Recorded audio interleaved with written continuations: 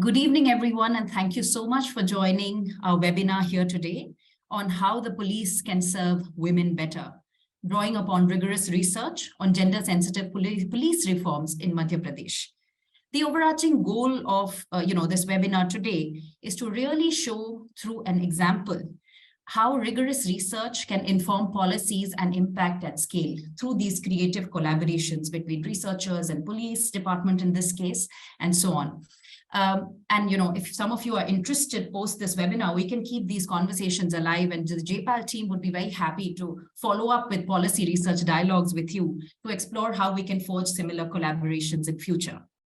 Today's webinar is hosted by JPAL South Asia in collaboration with Aspire, the Alliance for Scaling Policy Innovations through Research and Evidence, which is a joint endeavor of JPAL South Asia and the Vedis Foundation.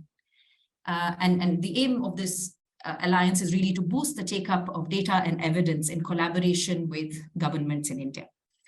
My name is Sharanya Chandran, and I'm the Director of Policy at JPAL South Asia at IFMR. And as you would have guessed by now, I will be your MC for today. We are really honored to have these esteemed speakers among us today who are championing reforms across India by leading diverse institutions. Thank you to each one of you for taking the time out from your busy schedules to be with us here today. We have an ambitious agenda for today, and I will introduce each panelist before they speak. A few quick announcements before we dive in. Please note that we are recording the event, and we have shared the agenda on the chat for your reference, and we will be collating questions for speakers, which will be answered at the end of the webinar. So request you to kindly submit any questions that you have in the Q&A chat box. With that, I'm pleased to first invite Mr. Iqbal Dhaliwal to welcome everyone and provide an overview of JPAL's mission. Iqbal is the Global Executive Director of JPAL at MIT USA, and he leads the organization's research, policy outreach, and capacity building efforts across the globe. He's also co-scientific director for JPAL South Asia, that's for us, in which capacity he provides strategic direction to our office, which includes really deepening JPAL's engagements with governments and police in India. Iqbal was formerly a member of the Indian Administrative Service, Tamil Nadu cadre. Over to you, Iqbal. Thanks so much, Rania, for that very kind introduction, and a very warm welcome to all of you from a very cold and bitter MIT campus here in Cambridge, Massachusetts in the US. So happy and glad that you have all joined. I also want to begin by saying a huge thank you to our esteemed speakers, to begin with Shri Dinkar Gupta, the director of NIA. You've been such an inspiration for a generation of IS and IPS officers. I've been following your work for many, many years now, including as DGP of Punjab, and I'm so glad you are able to join us today. Also so delighted to welcome Shri Shyamal Mishra, who as Additional Secretary in MHA is looking after many of the issues that we are talking to today. But on a personal note, always so great to see my friend Shyamal. Both of us were together at LBS as young IS officers almost 30 years ago. So it's great to be together again. And then I also want to say thank you to Professor Sandeep Sukthankar for sharing the details of his research project with the government of Madhya Pradesh. Many thanks to ADGP, Mrs. Anuradha Shankar for joining us from Madhya Pradesh. And I also want to acknowledge Vineet Kapoor, also of Madhya Pradesh Police, who was so instrumental in setting up some of these projects that you will hear about today. And finally, thank you to ADGP, Mrs. Gurpreet Deo of Punjab for sharing her thoughts as well today. Okay, so with that, let me share my screen and give a short presentation today to get the stage set for today's event. So all of you, whether you are in the police, you are in MHA, or you're working in various departments like women and child development, are thinking all the time about how do you reduce crime against women, how do you strengthen policing for women. And many of you are introducing innovations all the time on how to improve policing and how to make the police more gender sensitive. I hope that today's presentation will help make the case of how partnerships between the police and researchers like us can actually accelerate the path of co-designing creative innovations, of then piloting them in the field, evaluating them, and scaling up the ones that are found to be successful. So let me begin by just setting the stage as to who is JPAL, the Abdul Latif Jameel Poverty Action Lab here at MIT's Economics Department, and why do we care about this particular topic? So we were established here back in 2003, so we are about celebrating our 20 years with kind of 3 broad goals. The first goal was to do evaluation/research to basically understand why a particular program works or doesn't work in the field. And we do that through a particular method called randomized evaluations, or RCTs. But in addition to doing this research, we also work in building the capacity or strengthening the capacity of policymakers and donors and implementing organizations like yours to use data and evidence in day-to-day decision-making.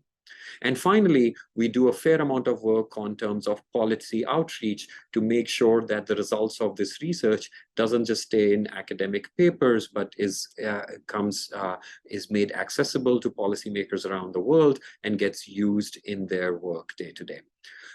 So who are the folks who do the basic research? So we have a network of more than 300 researchers from about 100 universities around the world and another 350 invited researchers. So really about a 650-person research network from universities around the world, including not just here at MIT, but also Harvard, London School of Economics, Indian School of Business, and so forth. And these researchers have projects around the world. So on this map, every dot represents a field evaluation, a research project with a partner like the Madhya Pradesh Police. You'll notice 2 other things on this map. First, each one of our regional offices is based at a local university. It's a complete standalone independent office. So for instance, our South Asia office is a completely independent standalone office based at the Institute for Financial Management and Research, or IFMR, in Chennai. And then the second thing to notice is the color of these dots. And if you see the bottom of the screen, many of these projects are in sectors like education and health, which you typically associate with anti-poverty issues.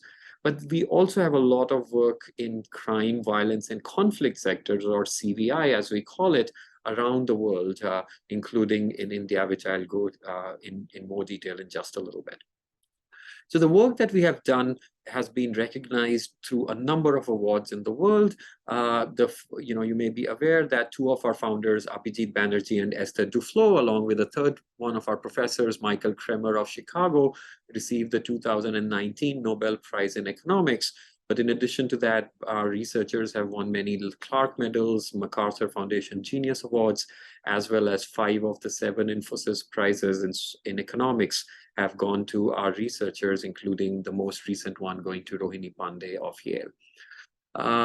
In India, we've been working for more than 15 years. We work with the central government, with the Niti Aayog, DMEO, Department of Personnel and Training, with the IS Academy in Labasna. And at the state level, we work with many governments, including Madhya Pradesh, Haryana, Maharashtra, Rajasthan, Tamil Nadu, and so forth. In terms of the sector of interest today, which is crime, violence, and crime and violence, some of the important topics that we have been working on include, number 1, how do you improve policing and build capacity of police to solve crimes? How to effectively involve community members in policing? How to combat violence against women, which is the topic for today's discussion? How to effectively target areas which have historically high levels of crime? How to identify trends in crimes and efficiently send out beat constables? And finally, how to move individuals away from crime and violence. So let me give you one concrete example. This is a project that is one of my favorite projects with one of my favorite people. Neena Singh is a DGP in Rajasthan, IPS of the 1989 batch.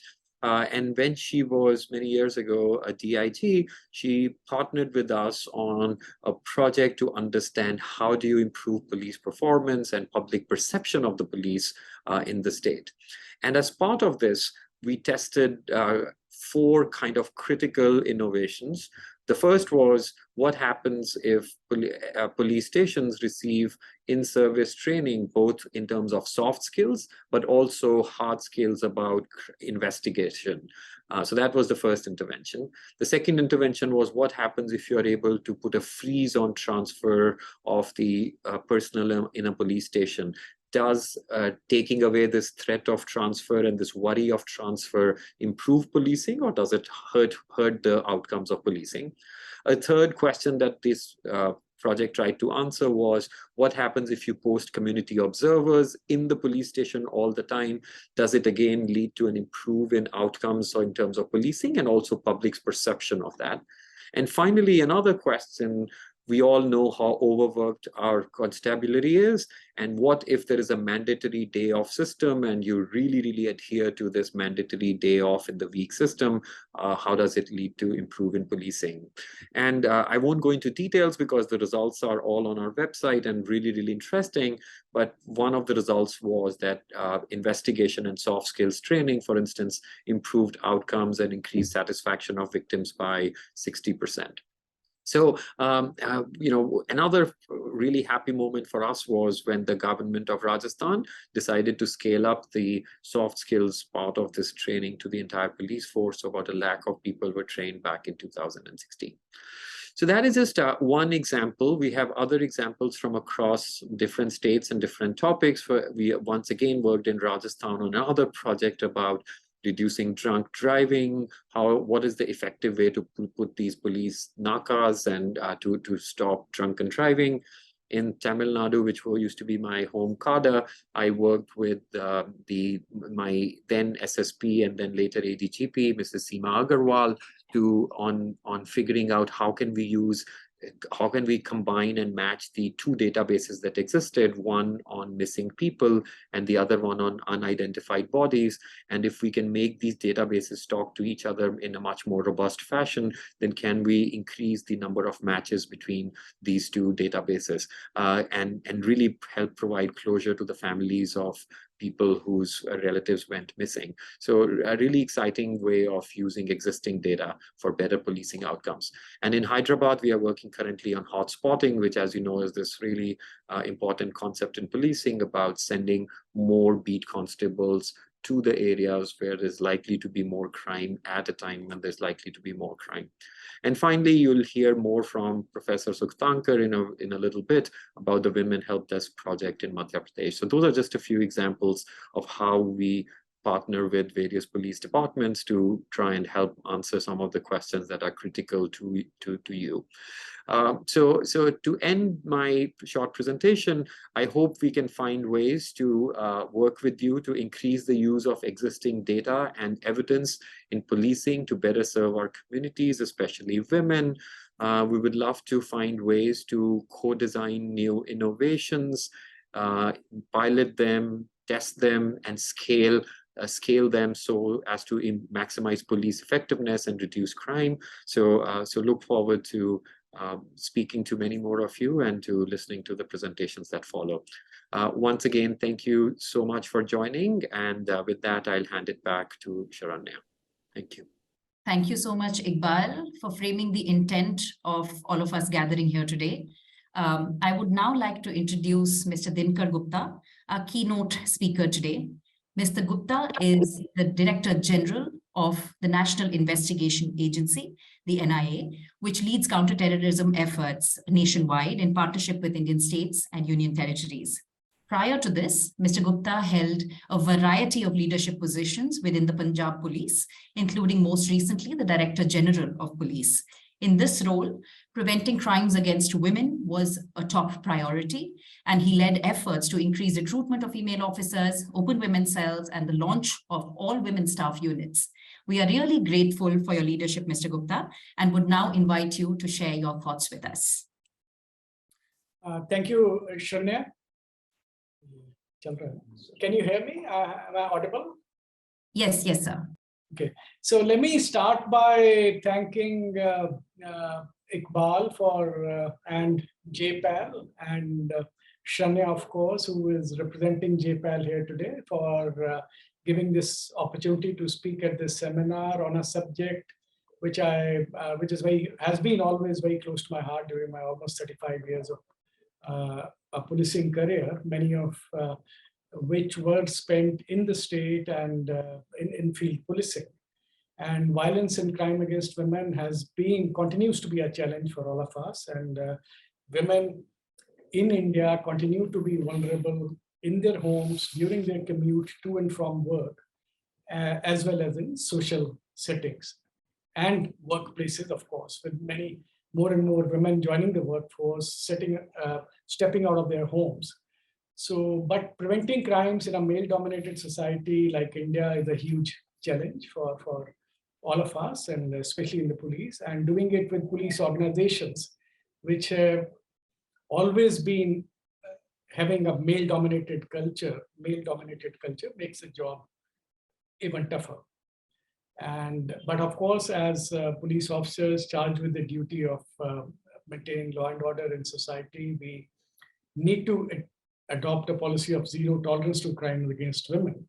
Especially, as I said earlier, a large number of women are now part of the workforce and are working outside the relative safety and comfort of their homes.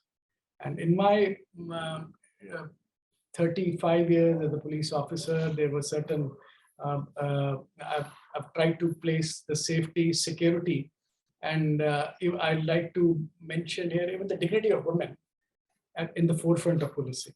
I mean, apart from safety and security, I feel that quality of life crimes against women, where the violations of their dignity, their privacy, is also a very, very important area, and part of our job as police officers to ensure that their dignity and privacy are not violated. So during my time in the field, as I tried various initiatives, some of which I'll share with you today as experiences from the field. As a young district police chief, senior superintendent of police in Jalandhar, back almost about 27 years, I'm going back, taking you back to 1995, where I started an initiative, which was called, those were days of when there were no mobile phones and there were only these landline phones. And there I started listening in. I launched something called a dial, the SSP, dial the district police chief. And I would directly take calls from members of the society and public. And so I soon found that many of these callers were women. And, and then, so this became popular, this initiative, because many of the women, they couldn't step out of their homes, go to the police stations, which were still very, very forbidding actually for a lot of women, because most of these police stations were almost entirely staffed by male police personnel, and there were hardly any women, which still seems to be true, though of course we are recruiting, ramping up the numbers of women personnel in the police force in all the states of the country. So a lot of these women victims of various kinds of crime and violence, domestic violence and abuse, sexual assault, etc., they would make use of this facility. And so this initiative showed that there was a need to have a facility where there was no, which obviated the need for physical contact, and where you had a phone, you could email, you could send a message. And so these kind of mediums were preferred by women to come forward and seek police response, report abuse and violence, etc., and then ask for support and police response in distress situations. So in many cases, this is all the more important because women were often complaining against their husbands, other family members, or people in positions of influence and authority. So building on this experience, at a later point in my career, I in 2013, with the support of the government at that time, we launched a helpline on a easy to remember number called Dial 181. I'm taking you back to 2013, but 9 years ago. And so we set up a call center and also introduced a new initiative where we introduced a non-police layer. We outsourced the running of this call center to a private organization which ran the call center. It had counselors, clinical psychologists, etc., also available round the clock in the call center. And so this also became very popular, and because it removed the need for physical contact of the citizens with the police in most situations. So this became pretty popular, and since it was available 24/7, and women could call at any point of time and seek support and response. So they were willing to share their concerns. Often women are not willing to share their concerns and grievances with male male officers, and so this was they were youngsters, both boys and girls, working at the call center, and so they could do that and sitting at the comfort of their homes at any time of the day or night. So we did a little analysis after the first 6 months and found that out of about 100,000 calls which the helpline had received in about 6 months, about 50,000, almost about 51% of the complainants were women, where they called up to report domestic violence, dowry-related harassment, obscene calls or SMSs, rape and rape attempts, eve teasing, sexual harassment, obscene calls, SMSs, stalking, child marriage, etc. So this is the kind of the mix of calls which were received at this helpline. And since we had a very elaborate, robust system to close these calls, and they were about 82% callers reported their satisfaction with the working of the helpline, and in fact, about 1,200 women callers, they availed of the counseling services. So, but of course, I must add a rider here that since it was I was closely involved with the launch of the helpline, and especially in the initial months, and for quite some time, I very, very closely monitored and reviewed the working of the helpline. And I had these WhatsApp messages coming in, we had these daily dashboards, etc. So very, very close oversight was responsible that this became a good success story. So later, I mean, I'd like to also share with you some of my experiences, some of the interventions which we tried to do when I was a state police chief, the DGP of Punjab, and we got a lot of support from the chief minister and the chief secretary of the state at that point of time. And so we made a very ambitious plan to overhaul and restructure the police department and the Punjab police. And so we decided to recruit around around 500 qualified trained counselors, clinical psychologists, and community and victim support officers. And the plan was to also set up family counseling centers. One of the things which are women's cells, which have been there in almost all districts, with a lot of with the joint family system breaking up, and a lot of all kind of things happening in society. A lot of marriage breakups among youngsters, and a lot of misery which women were being subjected to. So we thought of setting up family counseling centers, women help desks also, which of course we are happy to, eager to hear what the Madhya Pradesh experiment has shown. So the plan was to have, so in Punjab we had 382 territorial police stations at till about a year ago, and when I was posted there. And so we had, their vision was to deploy a community and victim support officer at each of these 382 police stations by recruiting counselors, clinical psychologists, etc., and also cybercrime detectives at each of the almost 100 subdivisions, police subdivisions in Punjab. So, and also there was a plan and to recruit bright youngsters and counselors, etc., and also constitute sexual assault response teams, SARTs, in all districts of Punjab, which would be composed of counselors and victim support officers, along with investigating officers. So there would be a composite team of like 4 or 5 persons. And so this was the vision which is kind of coming to fruition even as we speak. Unfortunately, I left about in September of 21, but I'm happy to share with all of you today that this recruitment is happening as we are at the webinar here today. And I'm sure this kind of intervention will go a long way with the recruitment of these domain experts, with in-house counseling support, clinical psychologist support, etc. I think it would go a long way to prevent crimes against women, which is very, very important. Finally, I'd like to just wind up by a few thoughts on how can police better serve women, which is the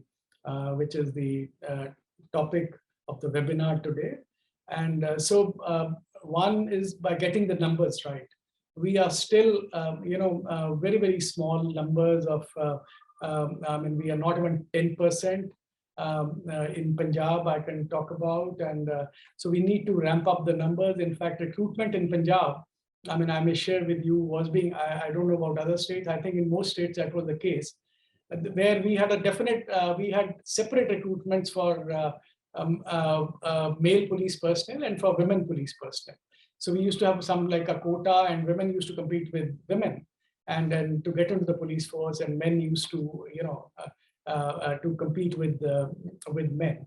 So for the first time, whether for the recruitment of constables and sub-inspectors, we opened this up so that numbers go up, and so we need to have more and more police women. And also every territorial police station, rather than, there were many experiments which were tried earlier where you had all women police stations, etc. But the idea is to have a good number of women in all police stations, in all territorial police stations, so that they no longer remain, like forbidden spaces for 50% of the members of society.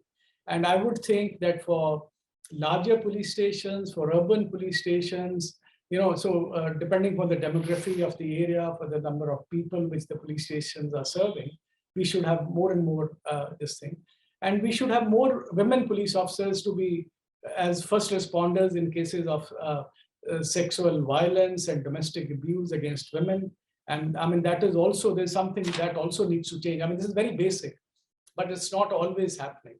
This is also something which I did try to do during my tenure in Punjab.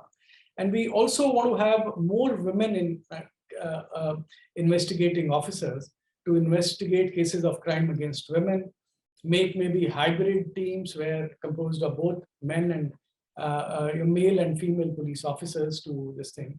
And we also need to, it's time we shed the macho image of the police and change the culture of policing also, and to be, to make it more responsive to. And also, I've also seen during my career that, we recruit women in the police, more and more women we are recruiting, but we are still not giving them, meatier roles and more meaningful roles in the police department. Often we feel we put them in like sideline jobs, etc., etc.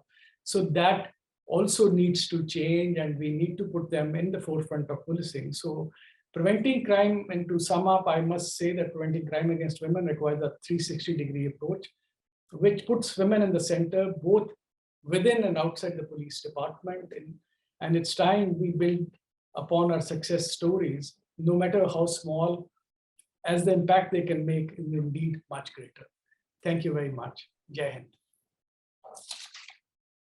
Thank you so much, Mr. Gupta, for your compelling remarks and for walking us through your journey and the range of efforts that you've taken under different roles, but more importantly, your futuristic vision of how the police can serve women better. I think the guiding policy of, zero tolerance of crime against women and keeping the dignity of women at the forefront of all these efforts of women's safety and security, I think it's really the need of the hour.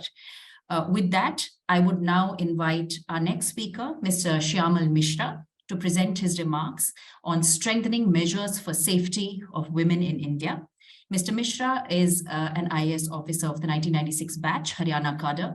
He's Joint Secretary, Ministry of Home Affairs, Government of India, where he leads the Women's Safety Division, pan-India. And this division assists states and UTs with planning, coordinating, and implementing policies that strengthen measures for women's safety across the board. So welcome, Mr. Misra, and I hand over the mic to you.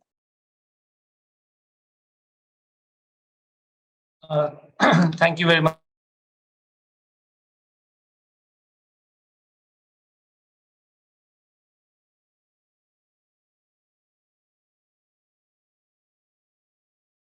Sir, I think you're on mute.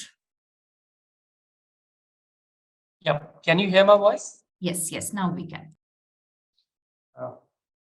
Thank you very much, Ms. Chandran. Thank you very much. Thank you to Iqbal. It's always wonderful to see you and hear you. Thank you to Vindal Gupta sir for a very interesting presentation. Hello, good evening, namaskar to all the participants of today's JPAL webinar on the subject, how can police serve women better? We also have present in this webinar very senior colleagues from the police department of some of the states who will no doubt share their rich experience of policing and measures on the ground and their effectiveness.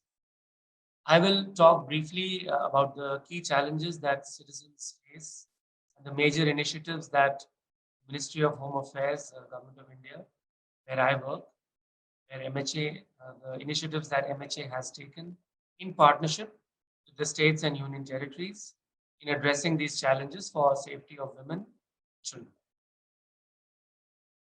So in today's age of digitalization and increasing technological interventions, it has become necessary now more than ever to focus on reinforcing and strengthening our criminal justice system by ensuring greater accessibility to all the citizens. Law enforcement is a key metric on which civil society relies for safeguarding the rights of the citizens. And as the nature and types of crimes evolve, so should the police. Therefore, it becomes crucial to address the concerns of the citizens in a timely and just manner by setting up a system that is both reliable and accessible. Some of the major challenges felt by the citizens, the current policing structure include a perception of lack of ready access to police, inability to find the right channel to address grievances, and a feeling of discomfort while approaching police. The citizens also need a transparent system where they feel comfortable in talking about their grievances, and a system in whose capabilities and capacities they can trust for addressing their issues. This gap is required to be addressed, especially in matters relating to women's safety, which is, as you're all aware, a very high priority agenda for the government. So in 2018, comprehensive amendments in criminal law were enacted, and a very stringent legal ecosystem was put in place as a deterrence against sexual offenses. And apart from very severe punishments, it was also mandated to complete the investigation in a timely manner within 60 days. So in order to ensure effective implementation of the laws, it was necessary to strengthen and supplement the implementation mechanism at the grassroots level. And that is where the MHA, along with the states, they have initiated and put in place several such support measures in the past few weeks.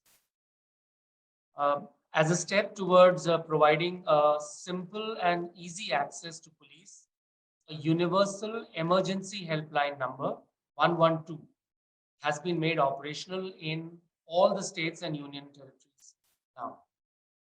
This 112 is a pan-India single internationally recognized number system for all emergencies with computer-aided dispatch of field resources to the location of the distress call. And this service is built on three assurances. First, that the call will reach the emergency response center.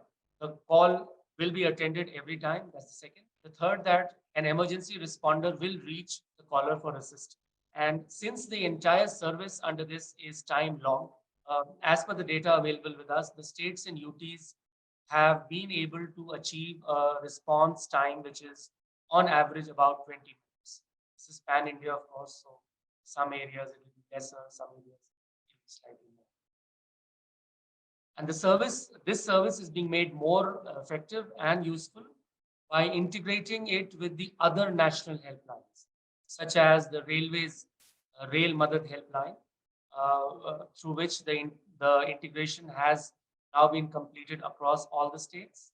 Through the National Disaster Helpline, again, this integration has almost been completed, as well as integration with Women Helpline and Child Helpline, which will be completed in due course.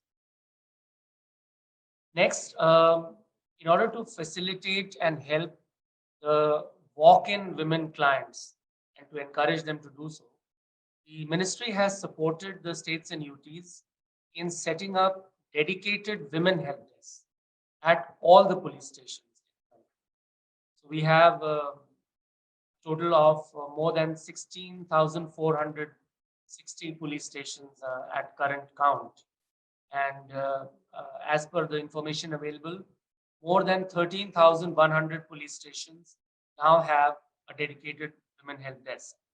And this women help desk will be headed by a woman police officer, as per, of course, the available resources in the state. And these women help desks will work towards reducing the discomfort that women may face in approaching the police. And also it helps the police in presenting a friendly face towards the citizens. Apart from helping in setting up the women help desk,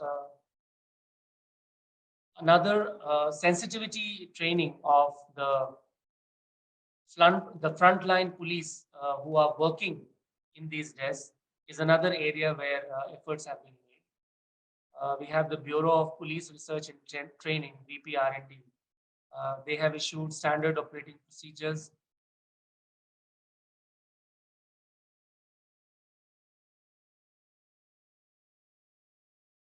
for police on how to handle. They have been conducting training courses for police, which includes training on gender sensitivity as well. And training is also imparted on protocols followed for collection, storage, and handling of evidence in sexual assault cases. And so far, more than 23,000 police personnel and prosecutors have been trained. Another initiative has been setting up of anti-human trafficking units. Since women and children are a highly vulnerable group for human trafficking, the MHA has assisted the states and union territories in setting up these anti-human trafficking units, or AHTUs, in every district in the country. And these units, these AHTUs, will work in close coordination with the women help desk and provide counseling and support to the victims of trafficking. And so far, as per data available, more than 780 anti-human trafficking units have been set up in these districts, including a few in the bordering districts. Similarly, another initiative has been the Safe City projects, where using technology to aid smart policing and safety management, the Safe City projects have been sanctioned in 8 large cities in the first phase. And these projects have been prepared by the state governments themselves, taking into account the needs for identification of hotspots for crimes against women, for developing critical assets in urban areas, which includes technology, adoption of the right kind of technology, and also capacity building in the community through awareness programs. The MHA has also made it mandatory to register FIRs in crimes against women and children, and issued advisories to the states in this regard. This includes a provision for filing 0 FIR in case the jurisdiction of the crime is not known while filing the complaint. And the states and UTs have been advised to closely monitor this and also designate a nodal officer whom the aggrieved woman may represent in case of a failure to register the FIR. In addition, of course, the MHA has been issuing advisories to the states from time to time with a view to help the states and UTs in dealing with crimes against women. Additionally, specific IT tools in the criminal justice system are now available to the police to effectively monitor timely investigation. For example, the ITSSO, or the Investigation Tracking System for Sexual Offences, it has helped the states and UTs in monitoring and tracking the time-bound investigation in sexual assault cases, where the Criminal Amendment Act mandates that the investigation has now to be completed in 60 days. And so this IT tool helps the senior police officers in monitoring and tracking the compliance of this legal requirement. Similarly, a national database of sexual offenders has been launched for the law enforcement agencies, and this helps them, this facilitates investigation and tracking of sexual offenders across the country, identify the repeat offenders, receive alerts on their jail releases, etc. And this data is, of course, keeps on getting updated. It has now more than it's a very sizable data, more than 12 lakh sexual offenders data now there in the NDSO. This is for law enforcement.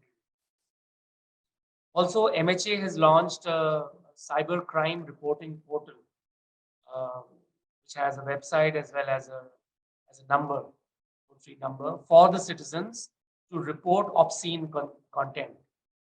And additionally, cyber crime forensic labs have been set up in several states, and training of officers has also been done, including of public prosecutors and judicial officers, in identifying, detecting, and resolving cyber crimes, including those against women and children.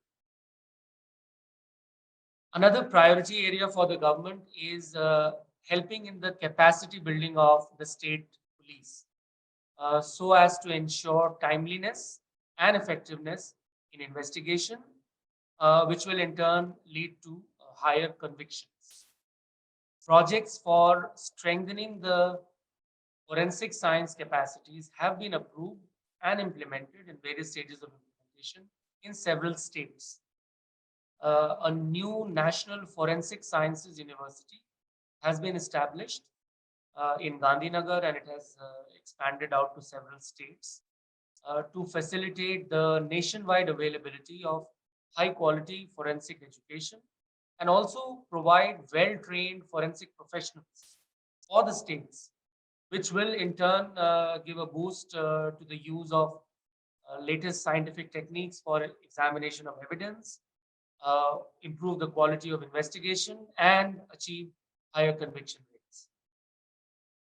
While several of these measures are largely police-led, these are being dovetailed with the initiatives of the other departments in the states, like Women and Child Development Department, Social Justice Department, Skill Development, Urban Development Department, and so on. And I'm confident that over time, these initiatives and measures will not only help in delivering criminal justice and upholding the rule of law, it will also help in and assist in rehabilitating and provide relief to the victims and provide a safe and secure living and working environment for all, especially for women, children, and the other vulnerable groups. Thank you. With this, I'd like to end my presentation, and thank you very much for giving me this opportunity to share some of the work that is being done by MHA in partnership with the states and UTs, and for listening patiently. And I'll be very keen to listen and hear about the Madhya Pradesh experiment and also the other speakers. Thank you very much. Thank you so much, Mr. Misra, for sharing these detailed experiences of MHA in spearheading measures to strengthen women's safety throughout the country, and the power of partnerships really that you mentioned through this entire process. I think you mentioned women help desks, and that really very neatly segues into the next presentation. And I'm pleased to invite Dr. Sandeep Sukthankar, Associate Professor of the University of Virginia and JPAL affiliated professor. Sandeep's research has really focused on governance, public accountability, and the delivery of public benefits and services in India and other parts of the world. He co-directs the Payments and Governance Research Program in South Asia and has worked across several Indian states. I will now invite Sandeep to share his work through the JPAL South Asia's research team on the role of women's help desks to improve women's safety and empower female police professionals. Over to you, Sandeep. Great. Thank you so much, Charanya. And thank you so much, Mr. Gupta and Mr. Misra. Those were really fantastic comments and thoughts. And it's really heartening to know of all these initiatives that are going on, both at the state level, but also at the national level. So I would like to talk about one such specific initiative that was introduced in Madhya Pradesh. And this is me with my colleagues, Akshay Mangla and Gabby Crooks-Wisner, as well as the JPAL South Asia team, did a rigorous evaluation of this initiative, working very closely with the Madhya Pradesh Police Department. And so this, as Mr. Misra had mentioned, there are women's help desks. This is a particular form of women's help desks in Madhya Pradesh. The name that was given to these help desks was Urgent Relief for Just Action. It's a nice acronym, which of course translates, it comes up to Urja or energy in Hindi. And this is something that we are very excited about. It's been a long-term collaboration with Madhya Pradesh Police. So as I don't need to tell this audience that this gender-based violence is a big problem worldwide, and especially we've seen in India some very, very high-profile cases in the media. One of the things that has been mentioned by both of the speakers before are the sort of problems, the hurdles that women face in working with the police. There's a little bit of a lack of trust. They're worried about what the interaction may be like. And so because of this, reporting of the crimes that they're facing, as well as registration of those crimes in the form of FIRs is very, very low. So we've seen some of the initiatives, we've heard about some of the initiatives. Of course, it's not like police departments and governments are not doing anything about it. They're doing quite a lot. And we know of some of these big initiatives, for example, the Nirbhaya vehicles. We've seen women-only police stations, etc. The issue, though, is that it's hard to know what the impact of each of these initiatives might be without a rigorous evaluation. And in some cases, like let's say the 112 helplines, it's a no-brainer. I think we should be doing this regardless, and we know that gives an outlet for people to approach the police, and maybe that doesn't necessarily need to be rigorously evaluated. But in other cases where we know that there's resource constraints, we can't do everything. We'd like to do everything, we can't do everything. So it's really important to figure out, well, is this initiative actually working or not? And so that's where we come in, that's where JPAL comes in. So in this specific case, the Madhya Pradesh Police, like all other states in India, really wanted to do something to help build women's trust in the police.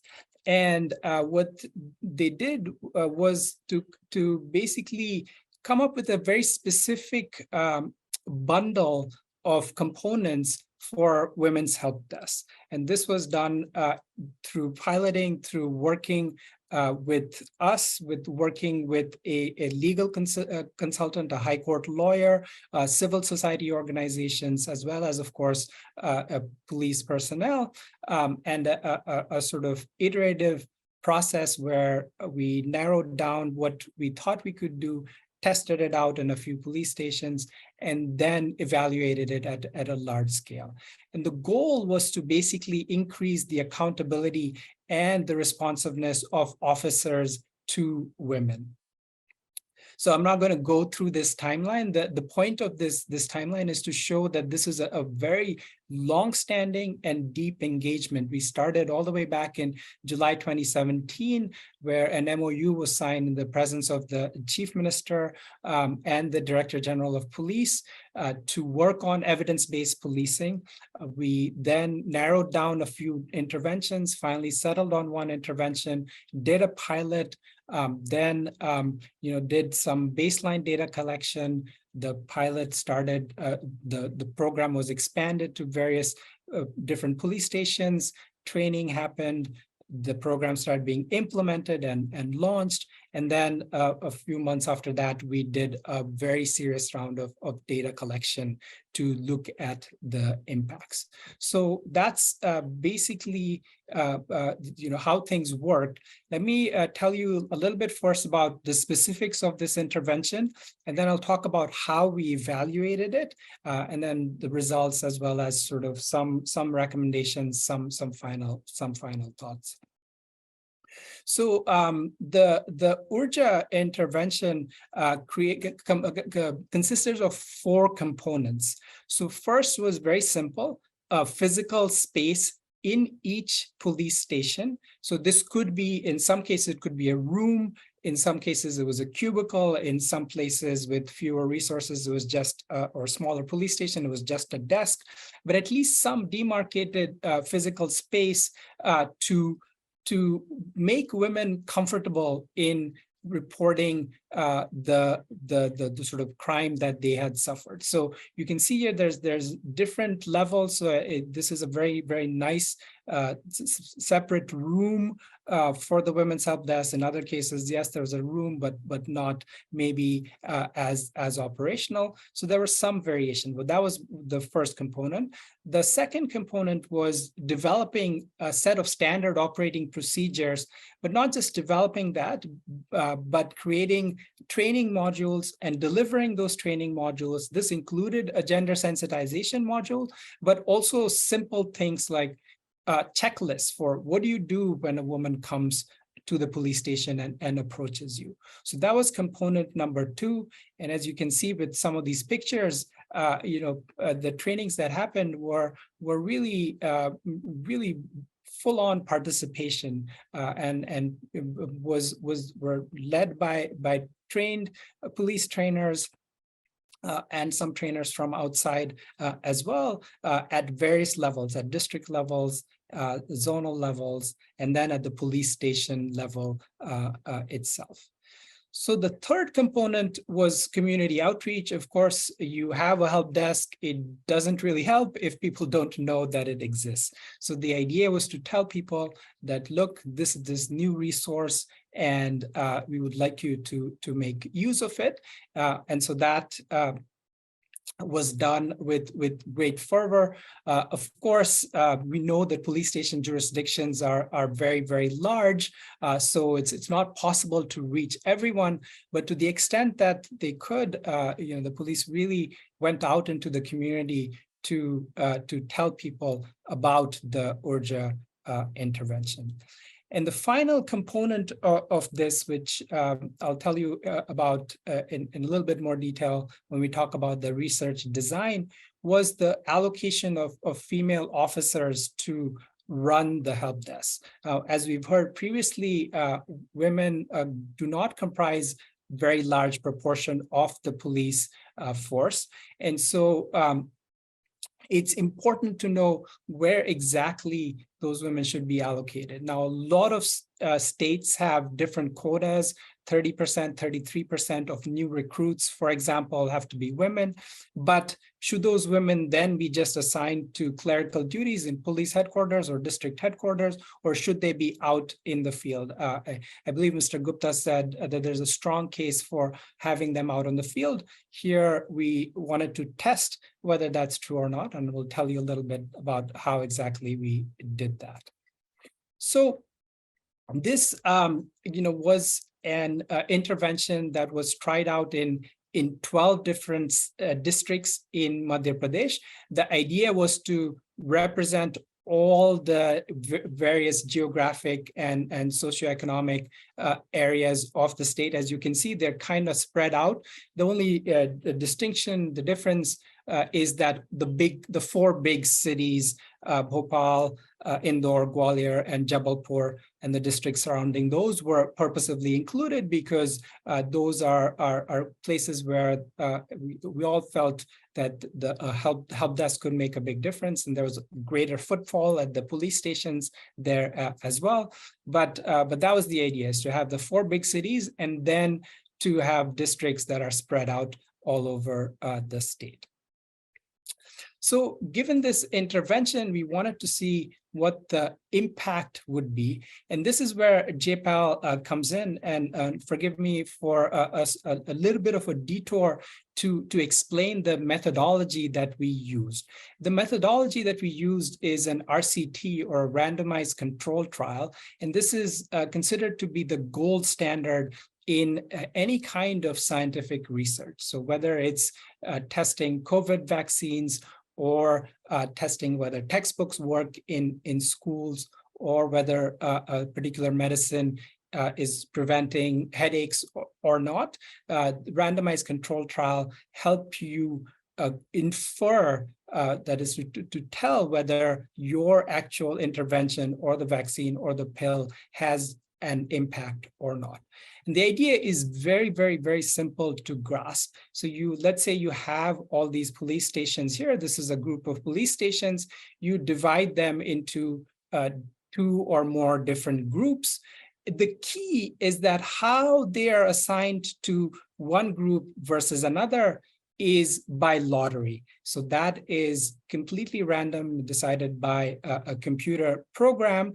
And in only one of the groups will you have the intervention, and in the other group you will have nothing, or the status quo. And the idea is that the difference between these two groups on average will be at baseline nothing. So they should be very, very, very similar, assuming you have a large enough sample, because it's only by a flip of a coin, by lottery, that they've been placed in one group versus the other. And then what we can do is you have an intervention in one of the groups, and then measure outcomes in both groups. And this allows us to see that any differences in outcomes between these two groups can be attributed directly to the intervention or the program. Okay, so that's the basic idea behind RCTs. And that's what we did in this case. So we took 180 police stations that the list was provided to us by the police. They took out things like cybercrime units, or all women stations, or the police stations specialized in SCST, crimes against SCSTs, or the ones that were very, very far, where it was felt that the footfall just wouldn't be enough to generate, to basically justify a help desk. And so from these 180 police stations, we basically randomly allocated them into 3 different groups, not 2. So basically 2 groups got women's help desks, one of the groups didn't. But the difference between the 2 treatment groups was that 4th component, where in one of the groups, we allocated or assigned a female officer, a woman, to run the women's help desk. Now, in the other group, to be clear, it wasn't, it wasn't that a man had to run it. It was sort of whoever could run it. But of course, as we know, there are very few women at the ASI rank or above who would be able to run this. So this ended up being run by majority men. Okay, and so that was the idea. And so this is the three groups that were randomly created. Okay, so after doing that, we first wanted to make sure that the intervention was being implemented as designed. And so the Madhya Pradesh police did their own monitoring. We did our own independent monitoring to see how things were going. And we saw some very encouraging signs. So on the first component, physical space, we saw a lot of commitment and even separate rooms in most police stations, and everywhere where the desk existed, right? So basically every treatment station had a police officer assigned to run the desk, and in the women only group, were women police officers assigned to run the desk. And the trainings, high-level trainings, were conducted at every place. So you can see we did this monitoring at 2 times, July and December 2019. And in terms of the physical infrastructure, the scores are very, very high. On the training, of course, at the zonal and district levels, everybody got it, but at the police station levels themselves, obviously it's very hard to reach all of these police stations. So that was maybe a little bit harder to do. On the community monitoring in the beginning, community outreach in the beginning was very low, but over time, at least one event was held in every state. So overall, a great job on sort of the hardware. Some of the training and community outreach could have been done a little bit better, but we felt confident that the police gave it their best, and this was done to the best of the ability, given all the physical, human resource and financial constraints that we know that the police face. So having done this, we know that the first stage exists. We know that the randomization protocol was adhered to, was kept in mind. We wanted to look at the results. And to look at the results, we set up beforehand. Again, this was done in a very, very rigorous manner, because what we do is we list all the data that we're going to collect. So first of all, we try to collect a 360-degree view of every type of data that we could get. Second of all, we list in advance and we upload to a registry which exactly of these data variables we're going to use and how we're going to analyze the data. So our hands are tied. We can't pick and choose. We can't just say, oh, we'll check that thing because that thing looks very good. Or we'll say, oh, we won't show this thing because this makes us look bad or makes the police look bad. No, we have it pre-registered that these are the specific outcomes we're going to look at. And so we have 5 sort of sets of outcomes. So at the police station, we conducted a police survey for looking at police attitudes. We conducted a quick 5-minute user satisfaction survey where we just asked people who just had visited the police station how satisfied they were with the visit, how comfortable they felt, etc. And then to see whether the women's help desk actually draws in more women, we simply took the footage from the front camera of the police station, didn't view it ourselves, just fed it into a machine learning algorithm to simply count up how many women and how many men are coming to the police station. So those were at the police station level. We also did a citizen survey, both at baseline and endline, to look at actual crime rates. We didn't necessarily expect those to be affected, but this is a good check. And then also look at sort of engagement with the police. Unfortunately, COVID hit a little bit of this data collection, so we had to do this remotely. And then finally, of course, one of the big outcomes, just number 1 on our list is simply the administrative data on case registration. This was both on FIRs, but also on domestic incident reports. Those are the civil cases, of course, of domestic violence. Okay. So this is our outcomes that we're going to look at, again, pre-registered. And so what I want to focus on to start with are, again, in the order that we registered our data, our administrative outcomes. So as you can see, you don't need any fancy knowledge of statistics or anything at all to simply look at what happened to registration of DIRs after the intervention. Okay, so before that, there's nothing there. The groups are very similar. After the first training, maybe a few more start being implemented. But then really after the intervention is launched at full scale, there's a huge spike. And this is actually amazing. This not from our work, from other people's work, we know that Madhya Pradesh was responsible for 40% of DIRs registered in all of India, even though, of course, first of all, it's only 6% of the population. And second of all, of course, it's not like actual cases of domestic violence are higher in MP than, say, Rajasthan or UP, right?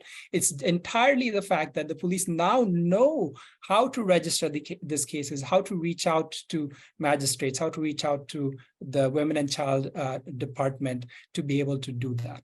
So we saw this big increase. And then interestingly, we also saw FIRs in crimes against women cases increase as well. But here's the very subtle and important point, which is that initially we saw them increase in both treatment groups compared to the control group. But overall, the difference was only in the women's help desks that were run by women officers. And that difference stayed throughout. Okay, so an increase in registration in the women-run help desk. So I want to jump a little bit and highlight the fact that this increase in registration was not at all because there was an increase in actual crimes. And this increase in registration was also not at all because more women came to the police station to report. So reporting didn't change, actual crime rates didn't change. It's just that of the women that came to the police station, more of their cases were actually registered. So in other words, the police became more responsive to women. So going back to our other outcomes, we see some small increases in satisfaction of the users, of the people who came to the police station. This is not huge increases. I think it's partly because when we asked people at the police station how satisfied you are, for the most part, they said they were very satisfied. So the way to the amount to increase was not very high. There wasn't much room for improvement here, but we still see some. We don't see any differences between the men-run women's help desk and the women-run women's help desk. We see a clear increase in the satisfaction with the facilities. And then something that's very, very interesting and important was that the better the training and the better the implementation, again, on measures that we had pre-registered, we found that the better the satisfaction. So police stations, comparing just within the treatment groups, police stations that had more training, police stations that in general implemented the intervention better, did more outreach, etc., were actually significantly more likely to see higher satisfaction rates. Now, we also want to look at police officer attitudes related to gender-based violence, crimes against women. We did not find, on average, any big change in their personal attitudes, but we did see them basically being a little bit more aware. So, for example, in the treatment stations, most police said that yes, now women's issues are more important, are given more importance in the police station. They also recognize that they are actually not doing such a good job in helping women. The most sort of interesting outcome that we saw, and this is related to that change in FIRs, the registration in FIRs increasing only in the women-run help desk, is that women officers were now more likely to believe women. So when they were asked, how likely is it that a woman who comes in is registering a false case, they are less likely to say that, or in other words, more likely to believe women, which is, results in more cases being registered.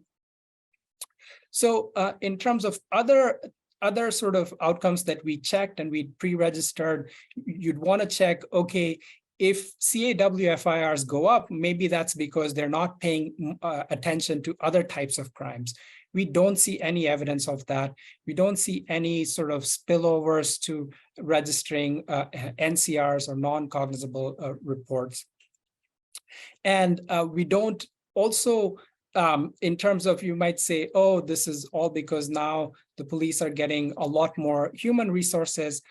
To some extent, this is true. So although we look at the number of police overall, there was no change. There was an increase in the ASI rank and above officers, which kind of makes sense because these were the officers who were running the help desk and they were needed to run the help desk.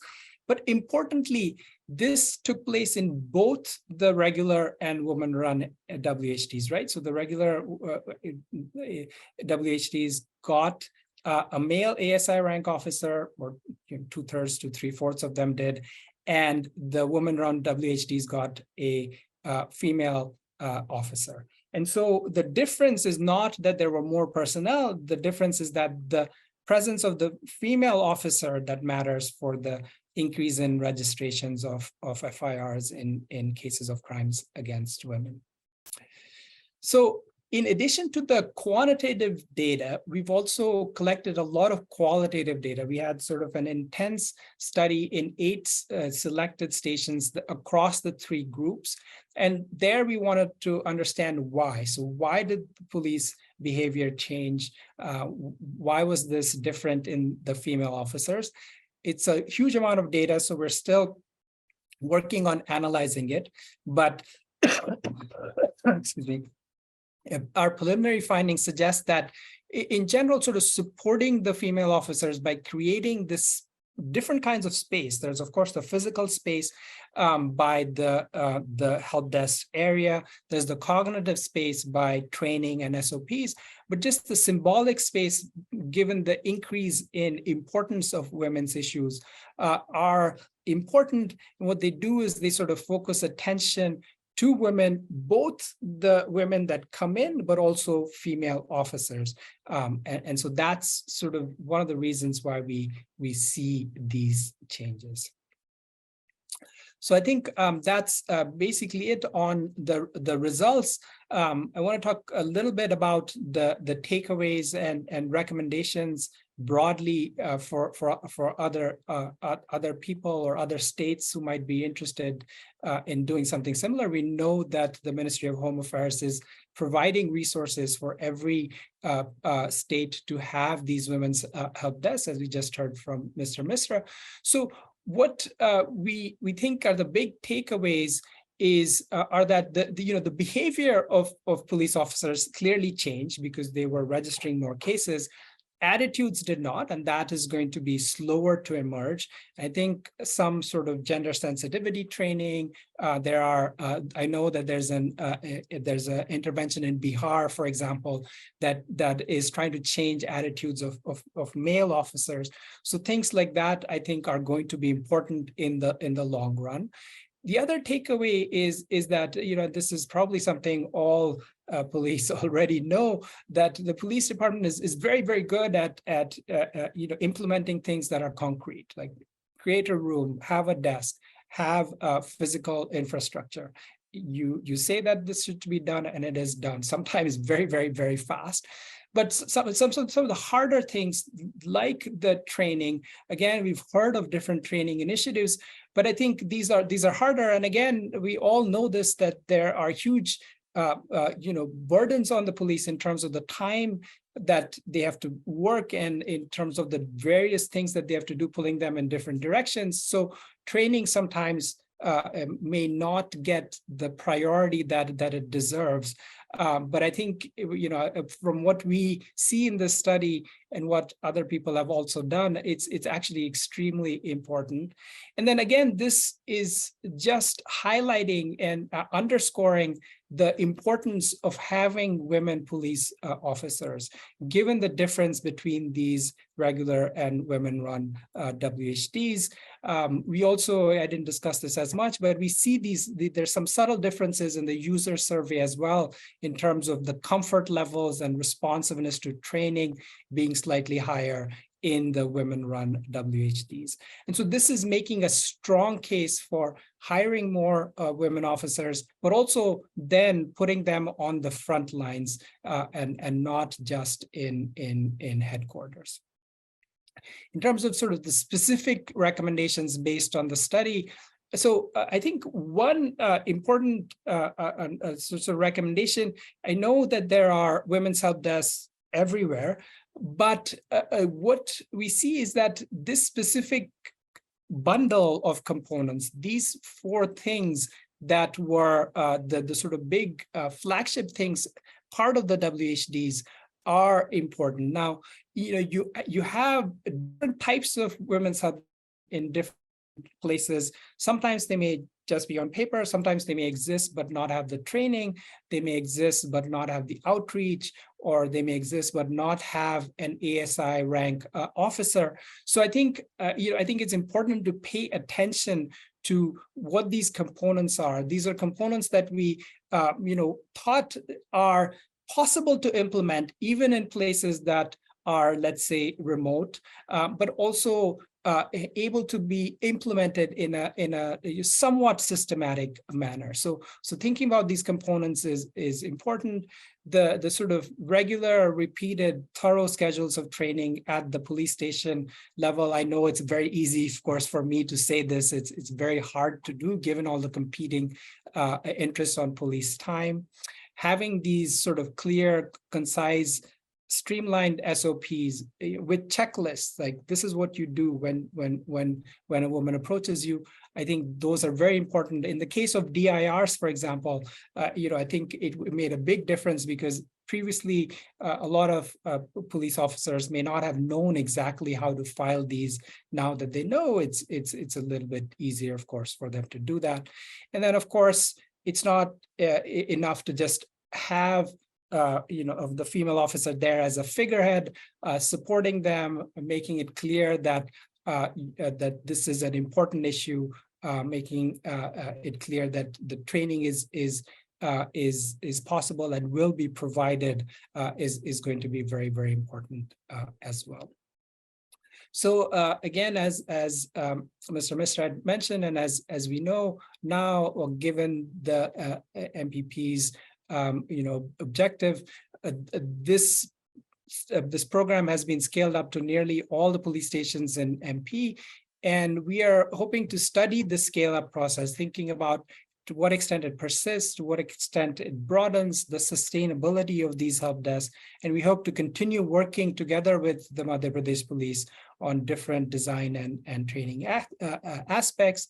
We're also very happy to work with other states to think about how this specific bundle, this program of Urja can be scaled up, and then thinking about different types of collaborations, different initiatives that states might want to implement and also evaluate that they themselves might be interested in. So thank you. I hope I've been roughly on time. Thank you so much, Sandeep, for this presentation and for reiterating this deep process of researcher-police collaboration and how this has meaningfully informed decisions to maximize impact at a state level. I think the idea was to spotlight, this study and this collaboration and use this to kindle new partnerships that we can forge through deeper dialogues with individual, police personnel and departments who are interested. So this is really great. And we'd be very happy to answer questions at the end. We're now very fortunate to have Mrs. Anuradha Shankar, ADGP of Madhya Pradesh Police, with us here today.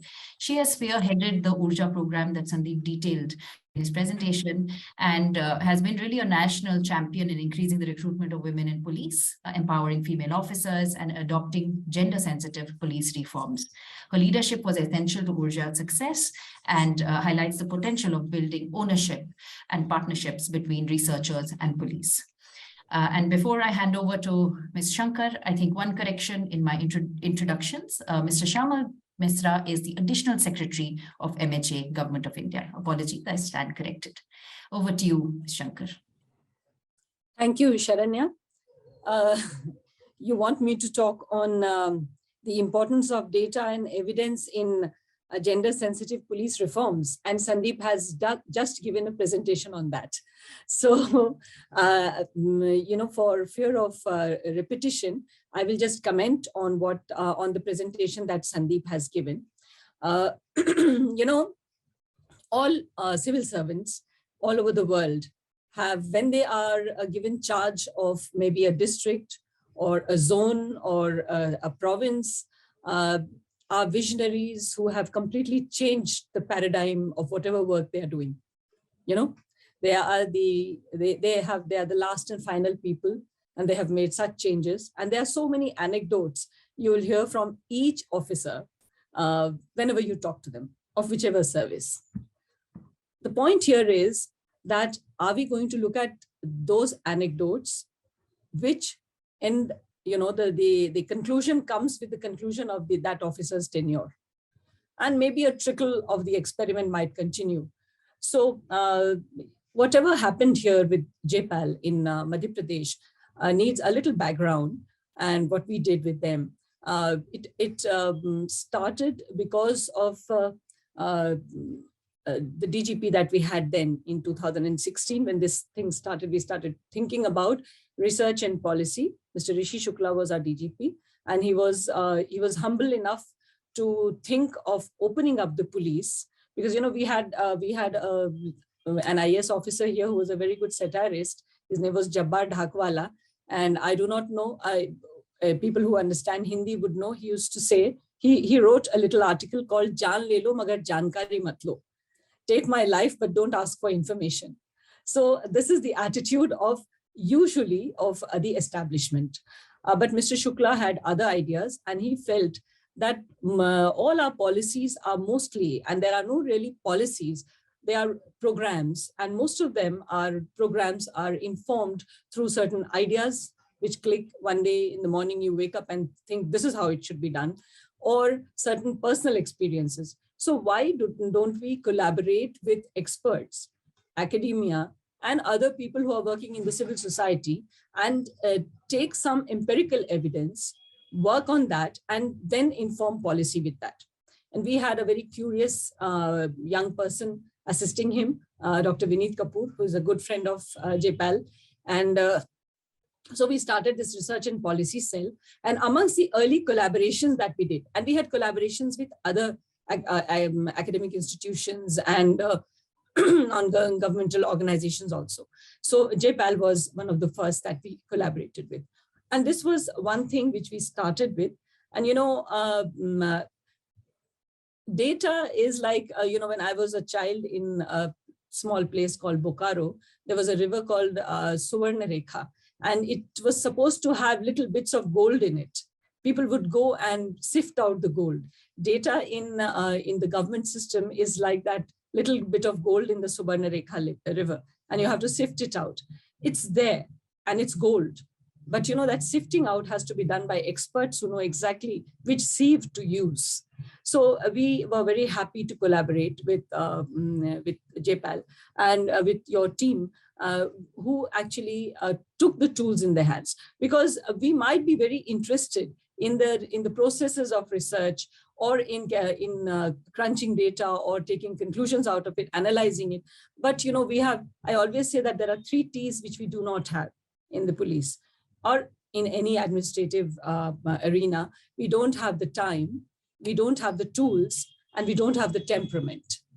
So therefore, these collaborations are very important, because you can collaborate, you come with the tools, And we just need to have the temperament, the humility to be able to, and the courage to be able to open ourselves up. Because we are supposed to be a very conservative organization, particularly the police, and we are also status quoists. We are usually, we are there for maintenance. You'll hear this word maintenance a lot: maintain the law and order, maintain the peace, maintain this, maintain that. So we are status quoists. So there it needed a little bit of that kind of attitude. So when we started collaborating and we started opening up, and you saw in Sandeep's presentation what were the fields that we opened up with the data, and it was almost everything from the police station to our CCTV control room. Whatever was needed by the researchers was provided to them, and it was very important because you want to open up yourself from the very ground level to the macro level. So from the police station level to the macro level to the state level, you want to open up, and then only then you can really compare and analyze. So I think that it's very important to open that whole area of knowledge. I was just looking at question and answers, and I was just seeing that that in the Q&A, Ramchandran sir has said that good things have been done in Punjab and Rajasthan and other states, and this should be brought to the national level. The good things that have been done need to be backed up by research, need to be backed up by data analysis, need to be backed up by evidence. And there might be very good things, and the outcomes might have been very good, but we need to actually study and analyze them and then scale up. So this is what was done here. It took a lot of time, and the SOPs that were made were very, very precise, very detailed, and the training that was given, as Sandeep told you right now, was scaled up from police station to the state level. Everything was done in that manner, and that is what is required here. So this was very important, and I'm sure that this is important in every aspect of policing. But we are focused here on, gender-based violence and policing for, gender-sensitive police reforms. It's very important because as far as women are concerned, it's very interesting that everybody has an idea about what the problem with women is, and the decisions are taken, and the whole picture is painted by people many a times who are not women themselves. Those people who are not women have the most detailed idea about what happens to women, right? Then there are women who are women, and they are sitting in Bhopal or in Chennai, and sitting in Bhopal, they know what's happening with women in Shahdol or in Jhabua, or sitting in Chennai, they know what is happening to women in Kalakurchi. There is a layered reality in our country within the state, and that's why when we were doing this research with JPAL, what we did was, as Sandeep showed you, we went to all corners of Madhya Pradesh, and we took all demographics. Particularly, we were very insistent that we should look at the demographics of Madhya Pradesh because it's very diverse. It's like India, actually. And from the very remote tribes to very urbanized populations, we have got a whole variety. So you need to, when you start working on gender sensitive police reforms, you need to look at women from every sector, every socio-economic sector, every tribe, every caste, because this is a reality. Whether we like it or not, we can't wish it away. And this is a reality, and their experiences are different. So this whole nuanced approach, we feel that had to be taken, and it was taken, and that is why the results are so different.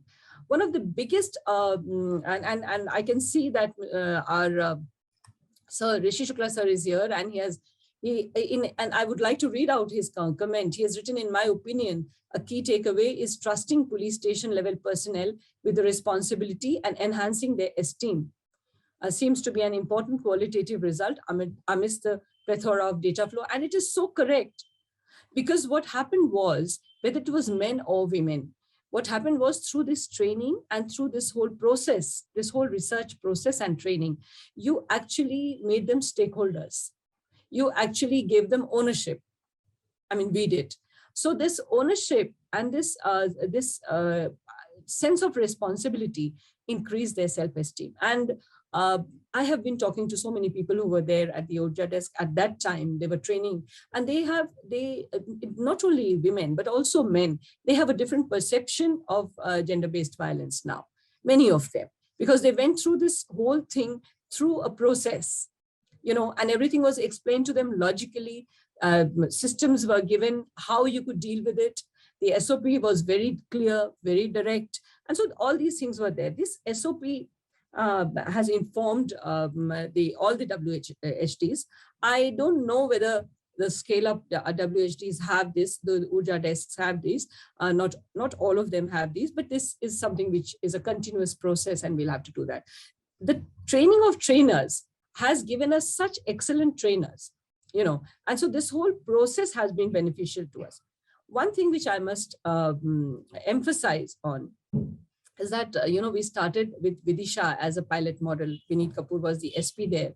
And in Vidisha, we started this multi-agency approach. And there it was very formalized.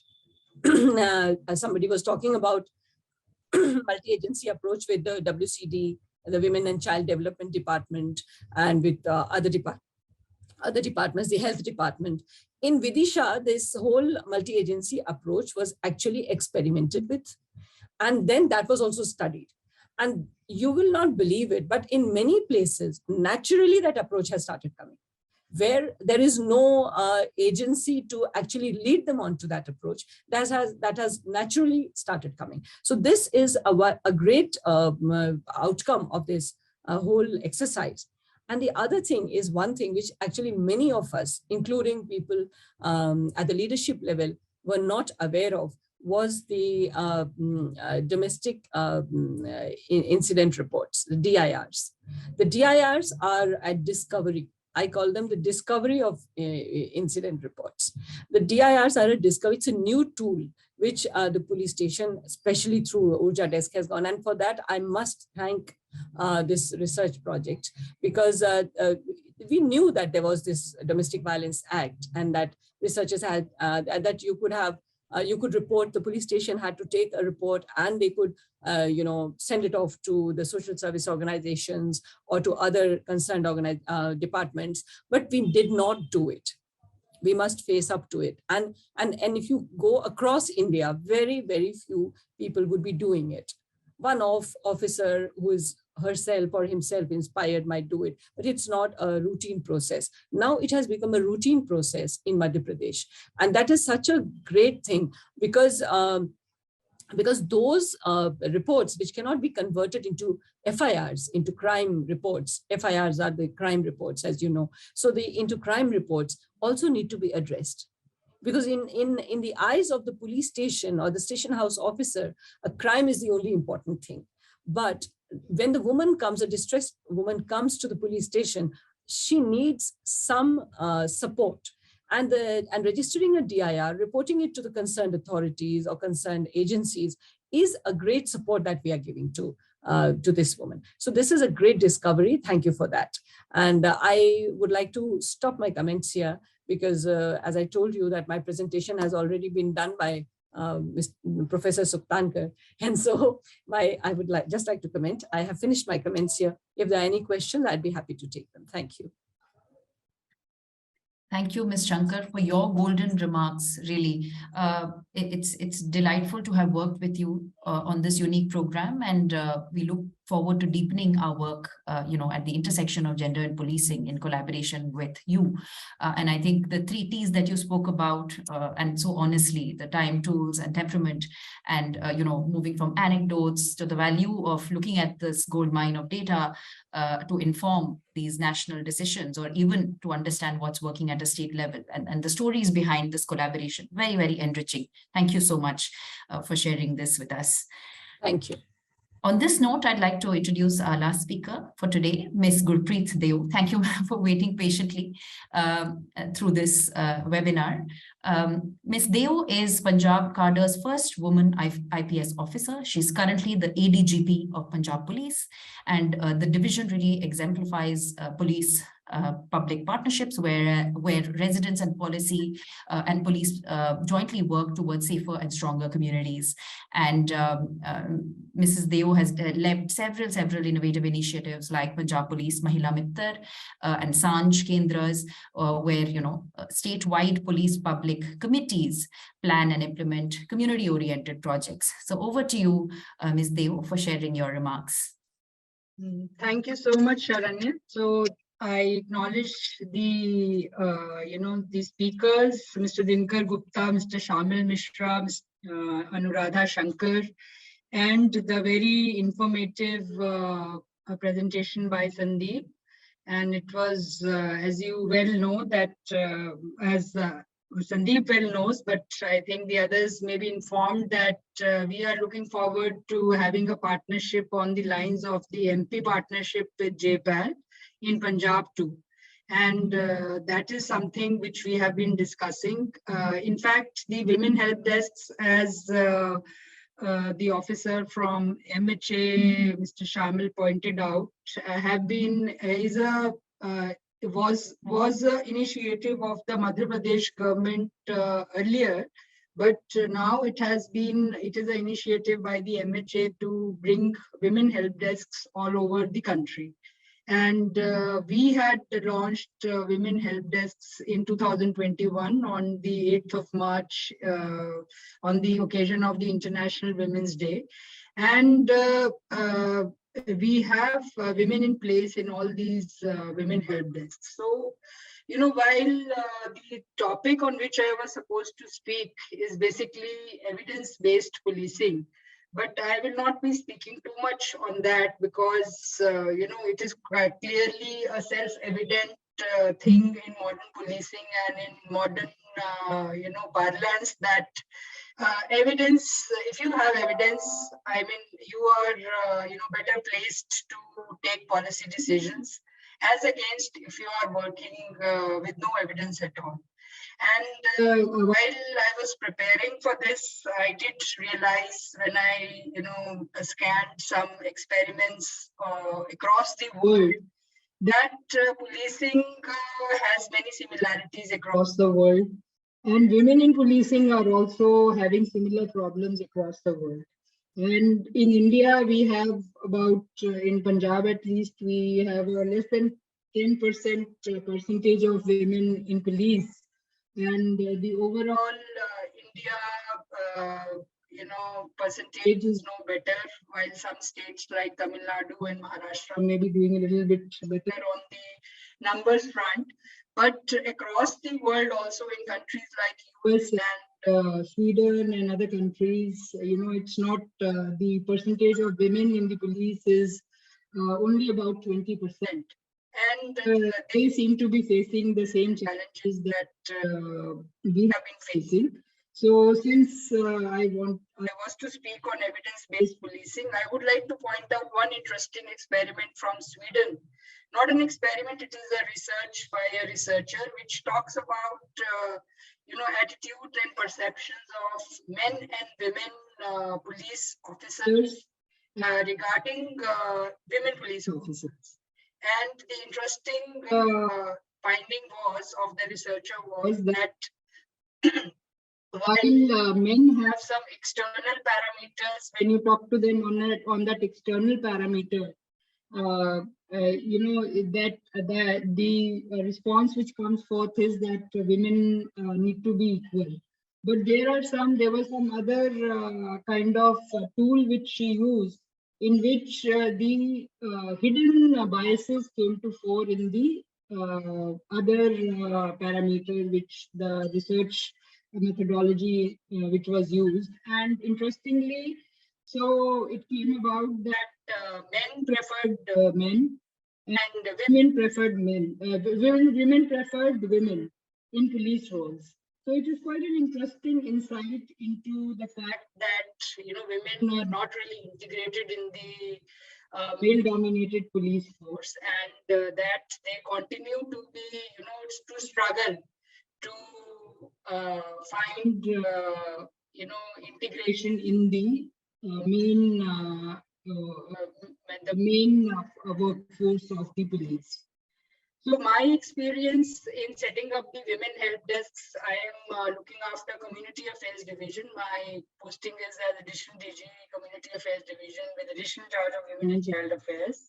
So we already have a very robust system of Sanj Kendars in every police station and subdivision, where their members of the society have been associated as Sanj committee members. Sanj basically means in Punjabi partnership.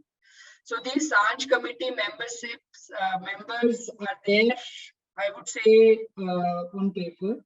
But as Sandeep would hear me out, and he was discussing in one of our previous discussions, that it is very, very difficult for community policing experiments to succeed unless they are backed up with the kind of resources and you can say an attitudinal motivation to help community integrate with the police.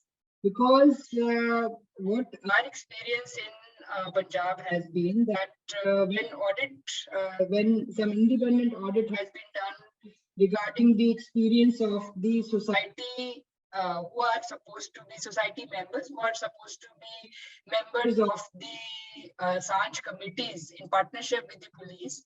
So they feel that the society members, the Sanj committee members feel that their voice is not heard the way it should be heard. And so we in fact look forward to working with JPAL specifically on this aspect, that how can we use community policing to reach out to the community and to improve the image of the police by better relationship with the community members. And we have had a discussion that maybe we can utilize the services of the retired police officers to act as a bridge between the Sanj Kendars, which comprise of police officers as well as some selected community members, and reaching out to the community for many kinds of services, such as creating awareness of gender concerns amongst women, and the problems of the legal laws which are applicable to women. And like Anuradha Shankarji pointed out, that this domestic incidents report. So even in Punjab, we are not really using it, and I think that is why such partnerships with non-police organizations such as the JPAL, which is an internationally acclaimed research organization working with this field, is that these kind of partnerships which go out of the comfort zone of the police department and bring a lot of value to the work which the police does for ensuring that the service delivery to the people improves. The functioning of the women help desk. I would like to speak about the challenges which I noticed in Punjab. So the topic of this seminar is that how does police become more responsive to women. So in that, I think one of the biggest, some of the key components would be that the police leadership itself is sensitive. Let us say we have, top leadership for whom gender concerns are not really a priority. So in that case, then, these projects will find lots of hurdles in their way, as against a leadership which is committed to reform in the police, is committed to empowerment of women, empowerment of the police, women police themselves. Now, when the government of India, reached out to the states and said that, you install women help desks in the state. So we did that in all the police stations. But the challenges which I have seen is that, there are women in the police themselves have many issues pertaining to the integration, which I spoke about, and the sensitivity of the district chief heads, their colleagues, to provide work to them is not, as we would want it to be. With the result that the women help desks are set up, but the flow of complaints of women which reach the police stations or the DSPs and SSPs is, very, there are very few complaints which are reaching them.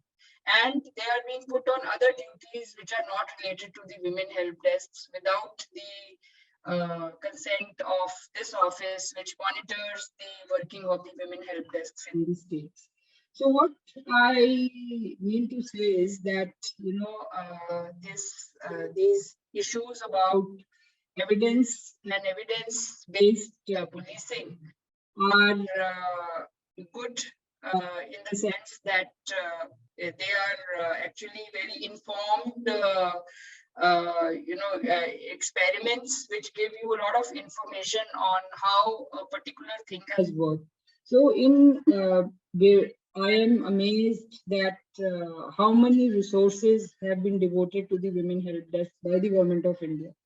So we received money in installments for the functioning of the women help desks. But if at the grassroots levels, the attitudinal changes which were required to precede the setting up of the help desks has not taken place, then we are actually delaying the entire project. So I have no doubt that the women help desks are there to stay, but I feel that with working with JPAL, I feel that the inherent the hurdles which we have been facing, we may get some kind of professional inputs which will help us in making these help desks more functional and more sustainable. So since I am at the fag end of the seminar, so I really don't think that my comments should exceed what I've already said. But I thank JPAL for giving all of us an opportunity to connect and speak on this very important and topical subject of women empowerment and how the police can bring about reforms so that the public and women's satisfaction in the public improves. Thank you so much. Thank you so much, Ms. Deo. Your work on community policing and your passion towards driving these innovations is so promising. And really the power of partnerships, be it community police, be it researchers and external organizations and the police. So I'd like to thank all the speakers for, all the valuable inputs that you have shared. And now we have a rich Q&A going on in the Q&A chat box. Some of the speakers alluded to some of the questions and answered them as we went.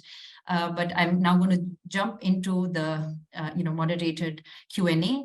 And, I think one of the questions, and this could be for any panelist who chooses to answer this, is around, it's been noted that women's help desks require a lot of, senior female officers and for female police to feel empowered.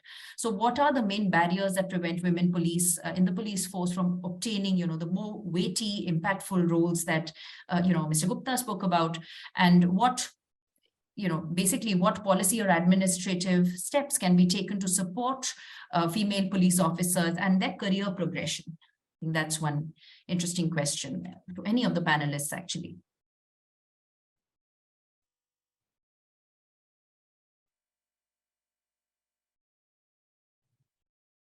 So I feel that, it's basically a matter of decision at the leadership level. There are no barriers really. When you decide to post women, mainstream women, we did that in Madhya Pradesh. Women have been coming into the police from the constable level since the 60s. But of course, they are very few and far between, because in Madhya Pradesh, we had to actually do some proselytizing amongst the tribal community to come and join the police, men or women. So you can imagine that people are a little recessive. So it took some time, and women are also taking their time. And even in England, in UK, where there's a policy to recruit women, the percentage of women in the police force is still not beyond 30%. It's about 28%. So it takes some time, and we can't just, switch it on like a electric bulb and it'll come right one day. But women are getting mainstream roles, and as they prove themselves as a normal police officer, what's more important is the sensitization of women that are there. Because as Sandeep pointed out, that they responded more to the training, which means that they were not the sensitive officers that they should have been before that. So the subculture is such that it's more masculine, and the whole patriarchal society is reflected in the police as a conservative part of the society. So it's more important to give them that wherewithal, where they have, more sensitivity, more understanding, and the numbers will increase slowly. Thank you. Thank you so much, ma'am. Another interesting question is, a broader question on under what circumstances do you believe women's help desks could be effective in other states, and what kind of financial and human resources are important to keep in mind for states who may wish to look at this? Now I think it's a national, because it has come down from MHA. So I think a bit of the financial part is being met by the central government, and the state. All the states are also very sensitive towards women's issues nowadays, because women are also turning out to be voters. People have discovered that. So women's issues are important again. And so there are some, but I don't think it needs too much financial allocation. We needed to just rearrange a little bit of the police station furniture and all, and give a room to the Urja desk. So it isn't extremely expensive. Of course, there are some expenses, so it's not so bad. And all that is needed is will. Clear will and clear idea about how to go about it. We are ready to share what our experience has been with anyone, and they can also come. We are also ready to host people to come and see how it has worked, particularly in places like Bhopal and all, where we had these police stations where the women were holding the fort. Sandeep, any follow-up comments to that? Yeah, I mean, I think that's exactly right. I think, you can see from the implementation, as Anuradha pointed out, everybody had created the physical space, right? I think the harder things are that will, and that, the commitment to elevate training above other day-to-day needs, at least to some extent, so that you can actually do this at the police station level and get everybody in the station to commit some time. And I mean, it is very difficult. That's just the reality of policing in India, that police are asked to do everything and anything, and we've seen that. I think most people don't recognize that. Of course, police themselves do, but outsiders don't recognize that. But so I think that's one of the constraints. But if you think, realizing that, well, once you do this, it does have an impact. It does improve responsiveness to women. I think is important. I think there's another follow-up for Sandeep, which is around how do you build on this initiative? What are some of the additional research questions, that can make this initiative more robust? What are you thinking? Yeah, so I think one of the big questions, and this we don't highlight as much, but perhaps we should, is that one of the goals was to increase reporting, to get more women to show up, and that didn't really happen.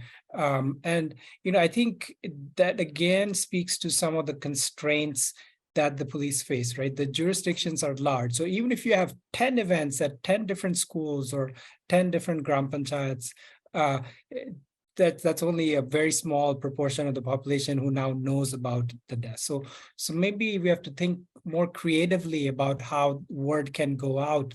And in fact, this is something that we're hoping that we can try out in Punjab, because they already have the Sanj Kendras there. So there is that infrastructure set up. And so hopefully we can test out different ways of community outreach. There's just very nice ideas that Gurpreet ma'am had about maybe getting some retired officers in, and other types of things that we could do to improve outreach and get women to trust the police enough that they will start showing up to the police station for help. Thanks, Sandeep. That's really nice to see how the learnings from one state are now informing how we're collaborating and thinking through pathways for other states.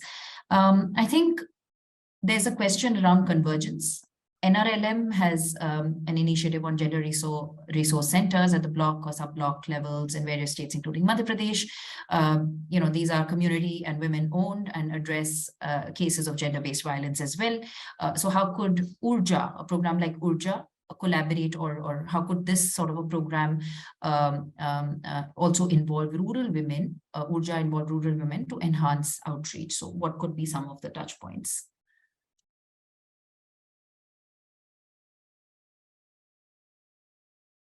So Urja is already involving rural women.